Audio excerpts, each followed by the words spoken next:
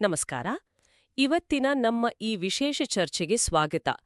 ನಾವು ಇವತ್ತು ಸಂಧ್ಯಾವಂದನೆಯ ಬಗ್ಗೆ ಮಾತಾಡೋಣ ಅಂತಿದ್ದೀವಿ. ಇದು ದಿನ ಮಾಡುವ ಒಂದು ಆಚರಣೆ, ಕೆಲವರಿಗೆ ಒಂದು ಅಭ್ಯಾಸ ಅಷ್ಟೇ ಆಗಿರಬಹುದು. ಆದ್ರೆ ಇದರ ಒಳಗೆ ನಿಜವಾಗ್ಲೂ ಏನ್ ಅಡಗಿದೆ? ಅದೇ ನಮ್ಮ ಇವತ್ತಿನ ಚರ್ಚೆಯ ವಿಷಯ. ಇದಕ್ಕಾಗಿ ನಾವು ಶ್ರೀ ವಿಜಯೇಂದ್ರ ರಾಮನಾಥ ಭಟ್ರು ಬರೆದ ಸಂಧ್ಯಾವಂದನೆಯ ಅಂತರಂಗ ಅನ್ನೋ ಅದ್ಭುತ ಗ್ರಂಥದ ಕೆಲವು ಭಾಗಗಳನ್ನು ಆಧಾರವಾಗಿಟ್ಕೊಂಡಿದ್ದೀವಿ. ಇದಕ್ಕೆ ಶ್ರೀಮದ್ ವಿದ್ಯಾಧೀಶ ತೀರ್ಥ ಸ್ವಾಮೀಜಿಯವರ ಆಶೀರ್ವಾದವೂ ಇದೆ. ಸೊ ನಮ್ಮ ಇವತ್ತಿನ ಗುರಿ ಏನು ಅಂದ್ರೆ, ಈ ಆಚರಣೆಯನ್ನ ಆಚೆ ಕಡೆಯಿಂದ ನೋಡೋದಲ್ಲ, ಅದರ ಅಂತರಂಗವನ್ನ ಅಂದ್ರೆ ಅದರ ಆತ್ಮವನ್ನ ಮುಟ್ಟೋ ಪ್ರಯತ್ನ. ಹೌದು. ಅಂದ್ರೆ ಹೇಗೆ ಮಾಡಬೇಕು ಅನ್ನೋದಕ್ಕಿಂತ ಹೆಚ್ಚಾಗಿ ಯಾಕೆ ಇದನ್ನ ಹೀಗೆ ಮಾಡಬೇಕು ಅನ್ನೋ ಪ್ರಶ್ನೆಗೆ ಉತ್ತರ ಹುಡ್ಕೋಣ ಅಲ್ವಾ? ಎಕ್ಸಾಕ್ಟ್ಲಿ. ಸರಿ, ಹಾಗಾದ್ರೆ ಶುರು ಮಾಡೋಣ. ಈಗ ನೋಡಿ, ಸಾಮಾನ್ಯವಾಗಿ ಸಂಧ್ಯಾವಂದನೆ ಅಂದ್ರೆ ಕೆಲವು ಮಂತ್ರಗಳು, ಕೈ ಕಾಲು ತೊಳೆದುಕೊಳ್ಳುವುದು, ನೀರು ಕುಡಿಯೋದು, ಹೀಗೆ ಕೆಲವು ಕ್ರಿಯೆಗಳು. ಆದ್ರೆ ಈ ಗ್ರಂಥ ಹೇಳುತ್ತೆ, ಇದರಲ್ಲಿನ ಪ್ರತಿಯೊಂದು ಸಣ್ಣ ಕ್ರಿಯೆಯೂ ಒಂದು ಬ್ರಹ್ಮಾಂಡದಷ್ಟು ಆಳವಾಗಿದೆ ಅಂತ. ಹಾಗಾದ್ರೆ ನಾವು ಮಾಡುವ ಈ ಸರಳ ಕ್ರಿಯೆಗಳ ಹಿಂದೆ ನಿಜವಾಗಿಯೂ ಏನ್ ನಡೀತಾ ಇರುತ್ತೆ? ಇದರ ಆರಂಭವೇ ಶುದ್ಧಿ ಅಥವಾ ಶೌಚ ಅನ್ನೋ ಒಂದು ಪರಿಕಲ್ಪನೆಯಿಂದ ಆಗುತ್ತೆ. ಆದ್ರೆ ನಾವು ಅನ್ಕೊಂಡಿರೋ ತರಹದ ಶುದ್ಧಿ ಅಲ್ಲ ಇದು. ಹೌದು, ಶುದ್ಧಿ ಅಂತ ತಕ್ಷಣ ನಮಗೆಲ್ಲರಿಗೂ ಮೊದಲ ನೆನಪಾಗೋದು ಸ್ನಾನ, ದೈಹಿಕ ಸ್ವಚ್ಛತೆ. ಆದ್ರೆ ಈ ಗ್ರಂಥ ಇದನ್ನ 2 ಭಾಗಗಳಾಗಿ ನೋಡುತ್ತೆ, ಹೌದಲ್ಲ? ಖಂಡಿತ. ಮೊದಲನೇದು ಬಾಹ್ಯ ಶೌಚ. ಇದು ನಮಗೆಲ್ಲರಿಗೂ ಗೊತ್ತಿರೋದೆ. ಮಣ್ಣು, ನೀರು ಬಳಸಿ ನಮ್ಮ ದೇಹವನ್ನ ಅಂದ್ರೆ ನಮ್ಮ ಹೊರಗಿನ ರೂಪವನ್ನ ಕ್ಲೀನ್ ಮಾಡ್ಕೊಳ್ಳೋದು. ಸರಿ, ಇದು ಇಂಪಾರ್ಟೆಂಟ್. ಆದ್ರೆ ಇದು ಕೇವಲ ಮೊದಲನೇ ಹೆಜ್ಜೆ ಅಷ್ಟೇ. ಇಲ್ಲಿಂದ ಅಲ್ವಾ ವಿಷಯ ನಿಜವಾಗಿಯೂ ಕುತೂಹಲಕಾರಿಯಾಗೋದು. ಯಾಕಂದ್ರೆ 2ನೇ ವಿಧ ಅಂತರ ಶೌಚ ಅಂದ್ರೆ ಆಂತರಿಕ ಶುದ್ಧಿ. ಈ ಕಾನ್ಸೆಪ್ಟೇ ಅದ್ಭುತವಾಗಿದೆ. ಹೌದು. ಅಂತರ ಶೌಚ ಅಂದ್ರೆ ನಮ್ಮ ಅಂತಃಕರಣ ಚತುಷ್ಟಯ ಅಂತೀವಲ್ಲ, ಅದನ್ನ ಶುದ್ಧ ಮಾಡೋದು. ಅಂತಃಕರಣ ಚತುಷ್ಟಯ ಅಂದ್ರೆ ನಮ್ಮ ಮನಸ್ಸು, ಬುದ್ಧಿ, ಚಿತ್ತ ಮತ್ತು ಅಹಂಕಾರ. ಈ ಗ್ರಂಥದಲ್ಲಿ ಇದಕ್ಕೊಂದು ತುಂಬಾ ಸುಂದರವಾದ ಪದ ಇದೆ, ಜ್ಞಾನಸ್ನಾನ. ಜ್ಞಾನಸ್ನಾನ, ವಾವ್! ಅಂದ್ರೆ ಜ್ಞಾನದಿಂದಲೇ ಸ್ನಾನ ಮಾಡೋದು. ಇದು ಕೇಳೋಕೆಷ್ಟು ಚೆನ್ನಾಗಿದೆ. ಹಾಗಾದ್ರೆ ಆಚಮನದಂತಹ ಒಂದು ಸಣ್ಣ ದೈಹಿಕ ಕ್ರಿಯೆ ಈ ದೊಡ್ಡ ಜ್ಞಾನದ ಸ್ನಾನಕ್ಕೆ ಹೇಗೆ ಸಂಬಂಧಪಡುತ್ತೆ? ಅದು ಕೇವಲ ಸಿಂಬಾಲಿಕ್ ಅಥವಾ ಅದರ ಹಿಂದೆ ಏನಾದರೂ ಬೇರೆ ಮೆಕ್ಯಾನಿಸಮ್ ಇದೆಯಾ? ಅತ್ಯುತ್ತಮ ಪ್ರಶ್ನೆ. ಇಲ್ಲಿಂದಲೇ ನಾವು ಸಂಧ್ಯಾವಂದನೆಯ ಅಂತರಂಗದೊಳಗೆ ಕಾಲಿಡೋದು. ಆಚಮನ ಅನ್ನೋದು ಬರೀ 3 ಗುಟುಕು ನೀರು ಕುಡಿಯೋದಲ್ಲ. ಅದು ಒಂದು ಬಹಳ ಪವರ್ಫುಲ್ ಆದ ಅಂತರ ಶೌಚದ ಕ್ರಿಯೆ. ಅದರ ಉದ್ದೇಶಗಳು ಒಂದೆರಡಲ್ಲ, ಹಲವಾರು. ಒಂದ್ ನಿಮಿಷ, ಬರೀ 3 ಗುಟುಕು ನೀರು ಕುಡಿದರೆ ಇಷ್ಟೆಲ್ಲ ಆಗುತ್ತೆ ಅನ್ನೋದು ಕೇಳೋಕೆ ಸ್ವಲ್ಪ ಅಂದ್ರೆ ನಂಬೋಕೆ ಕಷ್ಟ ಅನ್ಸುತ್ತೆ. ನಮ್ಮ ಮೂಲಗಳು ಇದನ್ನ ಹೇಗೆ ಜಸ್ಟಿಫೈ ಮಾಡ್ತವೆ? ಇದರ ಹಿಂದಿನ ತರ್ಕವಾದರೂ ಏನು? ಒಳ್ಳೆಯ ಪ್ರಶ್ನೆ. ಕ್ರಿಯೆ ಚಿಕ್ಕದಾಗಿರಬಹುದು, ಆದರೆ ಅದರ ಹಿಂದಿನ ಸಂಕಲ್ಪ ಮತ್ತು ಜ್ಞಾನ ಇದೆಯಲ್ಲ, ಅದು ಬಹಳ ದೊಡ್ಡದು. ಈ ಗ್ರಂಥದ ಪ್ರಕಾರ ಆಚಮನದ ಮೊದಲ ಗುರಿ ಬ್ರಹ್ಮಾಂಡದ ಜ್ಞಾನವನ್ನು ಸಂಪಾದಿಸುವುದು. ಓಕೆ. 2ನೇಯದಾಗಿ ನಮ್ಮನ್ನ ಕಟ್ಟಿಹಾಕೋ ಸತ್ವ, ರಜಸ್, ತಮಸ್ ಅನ್ನೋ 3 ಗುಣಗಳ ಬಂಧನದಿಂದ ಹೊರಗೆ ಬರೋದು. ಹಾಗೆಯೇ ಮುಂದುವರೆದು ನಮ್ಮೊಳಗಿನ ಶತ್ರುಗಳು ಅಂತೀವಲ್ಲ, ಕಾಮ, ಕ್ರೋಧ, ಲೋಭ, ಇವುಗಳನ್ನೆಲ್ಲ ಗೆಲ್ಲೋದು ಕೂಡ ಇದರ ಉದ್ದೇಶ ಅಂತಾನೂ ಹೇಳಲಾಗಿದೆಯಲ್ಲ? ಹೌದು. ಆ 6 ಆಂತರಿಕ ಶತ್ರುಗಳನ್ನ ಗೆಲ್ಲೋದು ಮತ್ತು ಕೊನೆಗೆ ನಮ್ಮ ಪಾಪಕರ್ಮಗಳನ್ನ ತೊಳೆದು ನಮ್ಮ ದೇಹ, ಮನಸ್ಸಿನ ಪ್ರತಿಯೊಂದು ಅಣುವಿನಲ್ಲೂ ದೇವರ ಇರುವಿಕೆಯನ್ನ ಅನುಭವಿಸೋದು. ನಾವು ಕುಡಿಯೋ ಪ್ರತಿಯೊಂದು ಗುಟುಕು ನೀರು ಈ ಎಲ್ಲ ಸಂಕಲ್ಪಗಳ ಒಂದು ಫಿಸಿಕಲ್ ರೆಪ್ರೆಸೆಂಟೇಷನ್. ಹಾಗಾದ್ರೆ ಇದರ ಒಟ್ಟಾರೆ ಅರ್ಥ ಏನು? ಅಂದ್ರೆ ನಾವು ತಗೊಳ್ಳೋ ಪ್ರತಿಯೊಂದು ಗುಟುಕು ನೀರು ನಮ್ಮ ಒಳಗಿನ ಇಡೀ ಸಿಸ್ಟಮ್ ಅನ್ನ ರೀಸೆಟ್ ಮಾಡುವ, ಶುದ್ಧೀಕರಿಸುವ ಒಂದು ದೃಢ ಸಂಕಲ್ಪದ ತರ. ಇದನ್ನ ಒಂದ್ರೀತಿ ಆಧ್ಯಾತ್ಮಿಕ ಸಿಸ್ಟಮ್ ರೀಬೂಟ್ ಅಂತ ಕರಿಬಹುದಾ? ನಿಖರವಾಗಿ ಪರ್ಫೆಕ್ಟ್ ಪದ ಅದು. ನಮ್ಮ ಆಂತರಿಕ ಸಾಫ್ಟ್ವೇರ್ ಅನ್ನು ರೀಬೂಟ್ ಮಾಡಿದ ಹಾಗೆ. ಆದ್ರೆ ಯಾವುದೇ ಸಾಫ್ಟ್ವೇರ್ ಅರ್ಥ ಮಾಡ್ಕೋಬೇಕು ಅಂದ್ರೆ ಮೊದಲು ಅದರ ಹಾರ್ಡ್ವೇರ್ ಹೇಗಿದೆ ಅಂತ ತಿಳ್ಕೋಬೇಕಲ್ವೇ? ಹಾಗೆಯೇ ಈ ಆಂತರಿಕ ಪರಿವರ್ತನೆಯನ್ನ ಅರ್ಥ ಮಾಡ್ಕೊಳ್ಳೋಕೆ ನಮ್ಮ ಮೂಲಗಳು, ಈ ಆಧ್ಯಾತ್ಮಿಕ ಶರೀರ ಅನ್ನೋ ಹಾರ್ಡ್ವೇರ್ ಬಗ್ಗೆ ಏನ್ ಹೇಳ್ತಾವೆ? ಹೌದು, ಅದು ತುಂಬಾನೇ ಅಗತ್ಯ. ಈ ಗ್ರಂಥದ ಪ್ರಕಾರ ನಮಗೆ ಕಣ್ಣಿಗೆ ಕಾಣೋ ಈ ಸ್ಥೂಲ ಶರೀರದ ಹಿಂದೆ ಕಣ್ಣಿಗೆ ಕಾಣದ ಇನ್ನೂ 2 ಶರೀರಗಳಿವೆ. ಹೌದಾ? ಒಂದು ಸೂಕ್ಷ್ಮ ಶರೀರ, ಮತ್ತೊಂದು ಕಾರಣ ಶರೀರ. ನಮ್ಮೆಲ್ಲ ಆಲೋಚನೆಗಳು, ಭಾವನೆಗಳು, ಶಕ್ತಿ ಇದೆಲ್ಲ ಇರೋದು ಈ ಸೂಕ್ಷ್ಮ ಶರೀರದಲ್ಲಿ. ಸಂಧ್ಯಾವಂದನೆಯ ಪ್ರತಿಯೊಂದು ಕ್ರಿಯೆಯೂ ಡೈರೆಕ್ಟ್ ಆಗಿ ಈ ಸೂಕ್ಷ್ಮ ಶರೀರದ ಮೇಲೆ ಕೆಲಸ ಮಾಡುತ್ತೆ. ಇದು ನಿಜಕ್ಕೂ ಆಳವಾಗಿ ಯೋಚನೆ ಮಾಡುವಂತಹ ವಿಷಯ. ಅಂದ್ರೆ ನಮ್ಮ ಪೂರ್ವಜರು ದೇಹವನ್ನ ಬರೀ ಮಾಂಸ, ಮೂಳೆ ಅಂತ ನೋಡ್ತಿರ್ಲಿಲ್ಲ. ಬದಲಿಗೆ ಅದ್ರೊಳಗೆ ಒಂದು ಇಡೀ ಎನರ್ಜಿ ಸಿಸ್ಟಮ್ನ ಮ್ಯಾಪ್ ಅನ್ನೇ ಇಟ್ಕೊಂಡಿದ್ರು. ಆ ಮ್ಯಾಪ್ ಹೇಗಿತ್ತು? ನಮ್ಮ ಮೂಲಗಳು ಅದನ್ನ ಹೇಗೆ ವಿವರಿಸ್ತವೆ? ಈ ಸೂಕ್ಷ್ಮ ಶರೀರವನ್ನೇ ಒಂದು ರೀತಿ ನಮ್ಮ ಒಳಗಿನ ಸರ್ಕ್ಯೂಟ್ ಬೋರ್ಡ್ ಅಂತ ಅಂದ್ಕೊಳ್ಳಿ. Circuit board. ಓಕೆ. ಅದರಲ್ಲಿ ಮುಖ್ಯವಾಗಿ ಎನರ್ಜಿ ಸೆಂಟರ್ಗಳಿವೆ. ಅವನ್ನೇ ಚಕ್ರಗಳು ಅಂತ ಕರೆಯೋದು. ಈ ಗ್ರಂಥದಲ್ಲಿ 6 ಮುಖ್ಯ ಚಕ್ರಗಳ ಬಗ್ಗೆ ಹೇಳಿದ್ದಾರೆ. ಮೂಲಾಧಾರದಿಂದ ಶುರುವಾಗಿ ನಮ್ಮ ಉಬ್ಬುಗಳ ಮಧ್ಯದಲ್ಲಿರೋ ಆಜ್ಞಾಚಕ್ರದವರೆಗೆ. ಇವು ನಮ್ಮ ಬೆನ್ನೆಲುಬಿನ ಸಾಲಿನಲ್ಲಿರೋ ಮೇನ್ ಜಂಕ್ಷನ್ ಬಾಕ್ಸ್ಗಳ ಥರ. ಸರಿ, ಜಂಕ್ಷನ್ ಬಾಕ್ಸ್ಗಳಿವೆ. ಹಾಗಾದ್ರೆ ಅವುಗಳ ಮಧ್ಯೆ ಕರೆಂಟ್ ಪಾಸ್ ಆಗೋಕೆ ವಯರ್ಗಳ್ ಬೇಕಲ್ಲ? ಖಂಡಿತ. ಆ ವೈರಿಂಗ್ ಸಿಸ್ಟಮ್ಗೆ ನಾಡಿಗಳು ಅಂತ ಕರೆಯೋದು. ನಮ್ಮ ಸೂಕ್ಷ್ಮ ಶರೀರದಲ್ಲಿ ಸುಮಾರು 72,000 ನಾಡಿಗಳಿವೆ ಅಂತ ಹೇಳ್ತಾರೆ. 72,000? ಹೌದು. ಆದರೆ ಈ ದೊಡ್ಡ ನೆಟ್ವರ್ಕ್ನಲ್ಲಿ 3 ಮೇಯ್ನ್ ಹೈವೇಗಳಿವೆ: ಇಡ, ಪಿಂಗಳ ಮತ್ತು ಸುಷುಮ್ನ.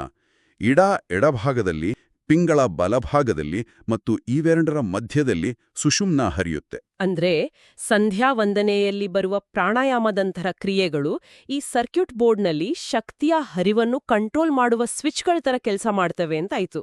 ನಿಖರವಾಗಿ. ಈ ಸರ್ಕ್ಯೂಟ್ ಬೋರ್ಡ್ನಲ್ಲಿ ಹರಿಯೋ ಶಕ್ತಿಯೇ ಪ್ರಾಣ. ಇದನ್ನು ಕೂಡ 5 ವಿಧಗಳಾಗಿ ವಿಂಗಡಿಸಿದ್ದಾರೆ. ಅವನ್ನ ಪಂಚಪ್ರಾಣಗಳು ಅಂತಾರೆ. ಇದರಲ್ಲಿ ಪ್ರಾಣ ಮತ್ತು ಅಪಾನ ಅನ್ನೋ 2 ಶಕ್ತಿಗಳು ಬಹಳ ಮುಖ್ಯ.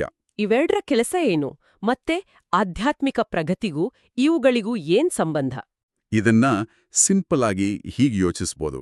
ನಮ್ಮ ಶರೀರದಲ್ಲಿ 2 ಮುಖ್ಯ ಶಕ್ತಿ ಪ್ರವಾಹಗಳಿವೆ. ಪ್ರಾಣ ಅನ್ನೋದು ಮೇಲಕ್ಕೆ ಹರಿಯೋ ನದಿ ಥರ ನಮ್ಮ ಉಸಿರಾಟ, ಹೃದಯ ಬಡಿತವನ್ನ ಕಂಟ್ರೋಲ್ ಮಾಡುತ್ತೆ. ಅಪಾನ ಕೆಳಕ್ಕೆ ಹರಿಯೋ ನದಿ ಥರ ದೇಹದಿಂದ ಕಲ್ಮಶಗಳನ್ನ ಹೊರ ಹಾಕೋಕೆ ಸಹಾಯ ಮಾಡುತ್ತೆ. ಸಾಮಾನ್ಯವಾಗಿ ಇವೆರಡೂ ಬೇರೆ ಬೇರೆಯಾಗಿ ಹರಿಯುತ್ತವೆ. ಸರಿ, ಹಾಗಾದ್ರೆ ಆಧ್ಯಾತ್ಮಿಕ ಸಾಧನೆಯ ಗುರಿ ಏನು? ಆಧ್ಯಾತ್ಮಿಕ ಸಾಧನೆಯ ಗುರಿ ಅಂದ್ರೆ ಈ 2 ನದಿಗಳ ದಿಕ್ಕನ್ನ ಬದಲಿಸಿ ಇವೆರಡರ ಮಧ್ಯ ಹರಿಯೋ ಸುಷುಮ್ನ ಅನ್ನೋ ಒಂದು ಸೀಕ್ರೆಟ್ ಕೇಂದ್ರ ಕಾಲುವೆಯೊಳಗೆ ಹರಿಸಿ ಅದನ್ನ ಮೇಲಕ್ಕೆ ಚಿಮ್ಮುವಂತೆ ಮಾಡೋದು. ಪ್ರಾಣಾಯಾಮದಂತಹ ಕ್ರಿಯೆಗಳು ಈ ಪ್ರೋಸೆಸ್ಗೆ ಹೆಲ್ಪ್ ಮಾಡ್ತವೆ. ಇದು ಅತ್ಯಂತ ಆಸಕ್ತಿದಾಯಕವಾಗಿದೆ. ನಮ್ಮ ಮೂಲಗಳು ನಮ್ದೇ ಶರೀರದ ಒಂದು ಆಧ್ಯಾತ್ಮಿಕ ನಕ್ಷೆಯನ್ನ, ಒಂದು ಇಂಜಿನಿಯರಿಂಗ್ ಬ್ಲೂಪ್ರಿಂಟ್ ಅನ್ನೇ ಕೊಡ್ತಿರೋ ಹಾಗೆ ಇದೆ. ಸಂಧ್ಯಾವಂದನೆಯಲ್ಲಿನ ಆಚರಣೆಗಳು ರ್ಯಾಂಡಮ್ ಅಲ್ಲ. ಬದಲಾಗಿ ನಮ್ಮೊಳಗಿನ ಈ ಕಾಂಪ್ಲೆಕ್ಸ್ ಸಿಸ್ಟಮ್ ಜೊತೆ ಕೆಲಸ ಮಾಡೋಕೆ, ಅದನ್ನ ಶುದ್ಧೀಕರಿಸಿ ಬ್ಯಾಲೆನ್ಸ್ಗೆ ತರೋಕೆ ತುಂಬಾನೇ ನಿಖರವಾಗಿ ಡಿಸೈನ್ ಮಾಡಲಾಗಿದೆ ಅಂತ ಇದರಿಂದ ಸ್ಪಷ್ಟವಾಗುತ್ತೆ. ಹೌದು. ಆಚಮನದಿಂದ ಶುರುವಾಗಿ ಪ್ರಾಣಾಯಾಮ, ಅರ್ಘ್ಯಪ್ರದಾನ, ಗಾಯತ್ರಿ ಜಪದವರೆಗಿನ ಪ್ರತಿಯೊಂದು ಕ್ರಿಯೆಯೂ ಈ ಸೂಕ್ಷ್ಮ ಶರೀರದ ಒಂದೊಂದು ಭಾಗವನ್ನು ಶುದ್ಧೀಕರಿಸಿ ಜಾಗೃತಗೊಳಿಸೋ ಉದ್ದೇಶವನ್ನು ಹೊಂದಿದೆ. ಸರಿ, ಈಗ ನಮ್ಗೆ ಆಂತರಿಕ ನಕ್ಷೆ ಅರ್ಥ ಆಯ್ತು. ಹಾಗಾದ್ರೆ ಈ ಎಲ್ಲಾ ಜ್ಞಾನವನ್ನ ಒಟ್ಟುಗೂಡಿಸಿ ನೋಡಿದಾಗ ಈ ಸಂಧ್ಯಾವಂದನೆ ಅನ್ನೋ ಆಚರಣೆಯ ಅಂತಿಮ ಗುರಿ ಏನು? ಮತ್ತು ಇದನ್ನ ಪರಿಣಾಮಕಾರಿಯಾಗಿ ಮಾಡೋಕೆ ಯಾವ ರೀತಿ ಮನಸ್ಥಿತಿ ಬೇಕು? ಅಂತರಂಗವನ್ನ ಅರ್ಥ ಮಾಡ್ಕೊಳ್ಳೋಕೆ ಕೆಲವು ಬೇಸಿಕ್ ಪ್ರಿನ್ಸಿಪಲ್ಗಳನ್ನು ಅಳವಡಿಸ್ಕೊಳ್ಬೇಕು ಅಂತ ಈ ಗ್ರಂಥ ಒತ್ತಿ ಹೇಳುತ್ತೆ. ಅದರಲ್ಲಿ ಮೊದಲನೇದು ಮತ್ತು ತುಂಬಾನೇ ಮುಖ್ಯವಾದದ್ದು ದೇಹವೇ ದೇವಾಲಯ ಅನ್ನೋ ಭಾವನೆ. ಬರೀ ಮಾತಿನಲ್ಲಿ ಅಲ್ಲ, ಅನುಭವದಲ್ಲಿ. ಈ ದೇಹವೇ ದೇವಾಲಯ ಅನ್ನೋ ಭಾವನೆ ಇದೆಯಲ್ಲ, ಇದು ಕೇಳೋಕೆ ಸಿಂಪಲ್. ಆದ್ರೆ ನಾವು ದಿನನಿತ್ಯದ ಜೀವನದಲ್ಲಿ ನಮ್ಮ ದೇಹವನ್ನ ಎಷ್ಟು ನೆಗ್ಲೆಕ್ಟ್ ಮಾಡ್ತೀವಿ. ಈ ಒಂದು ಯೋಚನೆಯನ್ನ ನಾವು ಅಳವಡಿಸ್ಕೊಂಡ್ರೆ ನಮ್ಮ ಆಹಾರ, ನಮ್ಮ ನಿದ್ರೆ ಎಲ್ಲದರ ಬಗ್ಗೆ ನಮ್ಮ ದೃಷ್ಟಿಕೋನವೇ ಬದಲಾಗಬಹುದು. ಖಂಡಿತ. ನಮ್ಮ ಈ ಶರೀರ 24 ತತ್ವಗಳಿಂದ ಕೂಡಿದ ಒಂದು ಪವಿತ್ರ ದೇವಾಲಯ ಅಂತ ಭಾವಿಸ್ಬೇಕು. ಎರಡನೇದಾಗಿ ದೇವರ ಪ್ರೇರಣೆ. ದೇವರ ಪ್ರೇರಣೆ ಅಂದ್ರೆ ನಮ್ಮ ಹೃದಯದಲ್ಲಿರೋ ಭಗವಂತನ ಪ್ರೇರಣೆಯಿಂದಲೇ ನಾವು ಎಲ್ಲಾ ಕೆಲಸಗಳನ್ನ ಮಾಡ್ತಿದ್ದೀವಿ ಅನ್ನೋ ದೃಢವಾದ ನಂಬಿಕೆ. ಇದರಿಂದ ನಾನು ಮಾಡ್ದೆ ಅನ್ನೋ ಅಹಂಕಾರ ದೂರ ಆಗುತ್ತೆ. ಹಾಗಾದರೆ ಮನಸ್ಸು ಮತ್ತು ಬುದ್ಧಿಯ ಪಾತ್ರ ಏನು? ಮನಸ್ಸು ಸದಾ ಚಂಚಲವಾಗಿರುತ್ತದಲ್ಲ? ಅದು ಒಂದು ಮುಖ್ಯವಾದ ಅಂಶ. ನಮ್ಮ ಮನಸ್ಸು ಸತ್ವ, ರಜಸ್, ತಮಸ್ ಅನ್ನೋ 3 ಗುಣಗಳಿಂದ ಯಾವಾಗಲೂ ಪ್ರಭಾವಿತವಾಗಿರುತ್ತೆ. ಅಂದ್ರೆ ಅದು ಅಲೆಗಳ ಥರ ಏಳುತ್ತಾ ಬೀಳುತ್ತಾ ಇರುತ್ತೆ. ಆದರೆ ಬುದ್ಧಿಯು ರಥದ ಸಾರಥಿ ಥರ ವರ್ತಿಸಿ ಈ ಮನಸ್ಸು ಅನ್ನೋ ಕುದುರೆಗಳನ್ನ ಸರಿಯಾದ ದಾರಿಯಲ್ಲಿ ಕಂಟ್ರೋಲ್ ಮಾಡಬೇಕು. ಮತ್ತು ಕೊನೆಗೆ ಈ ಎಲ್ಲಾ ಆಚರಣೆಗಳ ಈ ಎಲ್ಲಾ ತಯಾರಿಯ ಮುಖ್ಯ ಉದ್ದೇಶವೇನು? ಈ ಗ್ರಂಥದ ಪ್ರಕಾರ ಸಂಧ್ಯಾವಂದನೆಯಲ್ಲಿ ಬರುವ ಎಲ್ಲಾ ಅಂಗಗಳ ಮುಖ್ಯ ಉದ್ದೇಶ ಗಾಯತ್ರಿ ಜಪದ ಮೂಲಕ ಭಗವಂತನನ್ನು ಒಲಿಸಿಕೊಳ್ಳುವುದು. ಉಳಿದ ಎಲ್ಲಾ ಕ್ರಿಯೆಗಳು ಅಂದರೆ ಆಚಮನ, ಪ್ರಾಣಾಯಾಮ ಇವೆಲ್ಲವೂ ಆ ಮುಖ್ಯವಾದ ಜಪಕ್ಕೆ ನಮ್ಮ ದೇಹ ಮತ್ತು ಮನಸ್ಸನ್ನ ಸಿದ್ಧಪಡಿಸೋ ಸ್ಟೆಪ್ಸ್ ಅಷ್ಟೇ. ಈ ವಿಷಯವನ್ನ ಅರ್ಥ ಮಾಡ್ಕೊಳ್ಳೋಕೆ ನಮ್ಮ ಮೂಲಗಳು ಒಂದು ಸುಂದರವಾದ ಇವತ್ತಿನ ಜಗತ್ತಿಗೂ ಅಪ್ಲೈ ಆಗೋ ಥರ ಒಂದು ಹೋಲಿಕೆ ಕೊಡ್ತವಲ್ಲ. ಹೌದು, ಅತ್ಯಂತ ಪ್ರಸ್ತುತವಾದ ಹೋಲಿಕೆ ಅದು. ಈಗ ನೋಡಿ, ಲೌಕಿಕ ಜೀವನದಲ್ಲಿ ನಾವು ಸರ್ಕಾರದ ಸಾರ್ವಭೌಮತ್ವವನ್ನ ಒಪ್ಕೊಳ್ತೀವಿ. ಸರ್ಕಾರ ಅನ್ನೋದು ಕಣ್ಣಿಗೆ ಕಾಣೋ ಒಂದು ವಸ್ತುವಲ್ಲ, ಅದು ಅಗೋಚರ ಅಲ್ವಾ? ಹೌದು, ನಿಜ. ಆದರೂ ಅದರ ಅಸ್ತಿತ್ವ ಮತ್ತು ಅಧಿಕಾರವನ್ನ ನಾವೆಲ್ಲರೂ ಪ್ರಶ್ನೆ ಮಾಡದೆ ಒಪ್ಕೊಳ್ತೀವಿ, ಅದರ ರೂಲ್ಸ್ ಪಾಲಿಸ್ತೀವಿ. ನಿಜ. ನಾವು ಟ್ಯಾಕ್ಸ್ ಕಟ್ತೀವಿ, ಟ್ರಾಫಿಕ್ ರೂಲ್ಸ್ ಪಾಲಿಸ್ತೀವಿ, ಇದೆಲ್ಲವೂ ಆ ಅಗೋಚರ ಸಿಸ್ಟಮ್ ಮೇಲಿನ ನಂಬಿಕೆಯಿಂದಲೇ. ಎಕ್ಸಾಕ್ಟ್ಲಿ. ಅದೇ ರೀತಿ ಆಧ್ಯಾತ್ಮಿಕ ಜೀವನದಲ್ಲಿ ಭಗವಂತನ ಸಾರ್ವಭೌಮತ್ವವನ್ನು ಒಪ್ಪಿಕೊಳ್ಳಬೇಕು. ಭಗವಂತನೂ ಕೂಡ ನಮ್ಮ ಕಣ್ಣುಗಳಿಗೆ ಅಗೋಚರನಾಗಿ ಇರಬಹುದು, ಆದರೆ ಶಾಸ್ತ್ರಗಳ ಮೂಲಕ, ಅನುಭವದ ಮೂಲಕ ಅವನ ಅಸ್ತಿತ್ವವನ್ನು ಅರಿತು ಅವನ ಸಾರ್ವಭೌಮತ್ವವನ್ನು ಒಪ್ಪಿಕೊಳ್ಳುವುದು ಬಹಳ ಮುಖ್ಯ. ಸಂಧ್ಯಾವಂದನೆ ಅನ್ನೋದು ಆ ಒಪ್ಪಿಗೆಯ ಒಂದು ದೈನಂದಿನ ದೃಢೀಕರಣ. ಅದ್ಭುತವಾದ ವಿಶ್ಲೇಷಣೆ.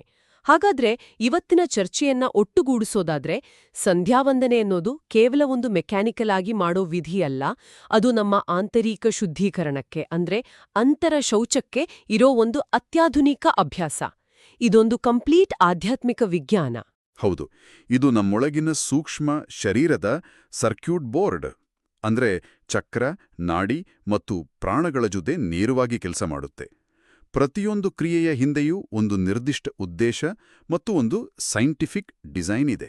ಮತ್ತು ಇದರ ಅಂತಿಮ ಗುರಿ ಈ ಎಲ್ಲಾ ಪೂರ್ವಸಿದ್ಧತೆಗಳ ನಂತರ ಗಾಯತ್ರಿ ಜಪದ ಮೂಲಕ ಆ ಪರಮ ಚೈತನ್ಯದೊಂದಿಗೆ ಕನೆಕ್ಟ್ ಆಗೋದು. ಈ ಚರ್ಚೆ ನಿಜವಾಗಿಯೂ ಈ ದೈನಂದಿನ ಆಚರಣೆಯನ್ನು ನೋಡೋ ದೃಷ್ಟಿಕೋನವನ್ನೇ ಬದಲಾಯಿಸುತ್ತೆ. ಇಲ್ಲಿ ಗಮನಿಸಬೇಕಾದ ಮುಖ್ಯವಾದ ಅಂಶ ಏನಂದ್ರೆ, ನಾವು ಮಾಡುವ ಹೊರಗಿನ ಕ್ರಿಯೆಗಳು ನಮ್ಮ ಒಳಗಿನ ಸ್ಥಿತಿ ಮತ್ತು ತಾತ್ವಿಕ ತಿಳುವಳಿಕೆಯ ಜೊತೆ ಎಷ್ಟು ಆಳವಾಗಿ ಸಂಬಂಧ ಹೊಂದಿವೆ ಅನ್ನೋದು. ಕ್ರಿಯೆ ಮತ್ತು ಜ್ಞಾನ ಎರಡೂ ಸೇರಿದಾಗ ಮಾತ್ರ ಆಚರಣೆ ಪರಿಪೂರ್ಣವಾಗುತ್ತೆ. ಖಂಡಿತ. ಇದನ್ನ ಮುಗಿಸೋ ಮೊದಲು ಕೇಳುಗರಿಗೆ ಒಂದು ಅಂತಿಮ ಯೋಚನೆಯನ್ನ ಬಿಟ್ಟು ಹೋಗೋಣ. ನಮ್ಮ ಮೂಲಗಳ ಪ್ರಕಾರ 24 ತತ್ವಗಳಿಂದ ಕೂಡಿದ ನಮ್ಮ ಶರೀರವೇ ಒಂದು ದೇವಾಲಯ, ಮತ್ತು ಅದರೊಳಗೆ ಅತ್ಯಂತ ಸಂಕೀರ್ಣವಾದ ಶಕ್ತಿವ್ಯವಸ್ಥೆಯಿದೆ. ಹಾಗಾದ್ರೆ ನಮ್ಮ ದೇಹವನ್ನು ಕೇವಲ ಆಚರಣೆಯ ಸಮಯದಲ್ಲಿ ಮಾತ್ರವಲ್ಲವೇ ದಿನದ ಪ್ರತಿಕ್ಷಣವೂ ಅಂತಹ ಒಂದು ಪವಿತ್ರ ರಚನೆ ಅಂತ ಭಾವಿಸಿ ನಡೆಸ್ಕೊಂಡ್ರೆ ನಮ್ಮ ಬಗ್ಗೆ ಮತ್ತು ನಮ್ಮ ಸುತ್ತಲಿನ ಪ್ರಪಂಚದ ಬಗ್ಗೆ ನಮ್ಮ ದೃಷ್ಟಿಕೋನವು ಹೇಗೆ ಬದಲಾಗಬಹುದು?